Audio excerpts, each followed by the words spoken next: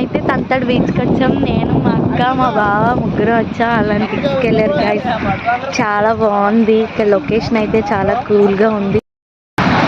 మేమే వచ్చాం అనుకుంటే మాకన్నా చాలా మంది వచ్చారు గైస్. నిజంగా నేను అవక్కయ్యాను. అక్కడ మా బావని ఫోటో తీయమంటే వీడియో తీసాడు. సరే కదా అని మా అక్క ఎలా చేస్తే అలా చేసి మా అక్కని అయితే వెర్రి తెప్పించేసాను గాయస్. తుఫాన్ ఉంది కదా, బీచ్ చూడండి ఎలా ఉందో. నేను భయపడ్డాను అది చూసి.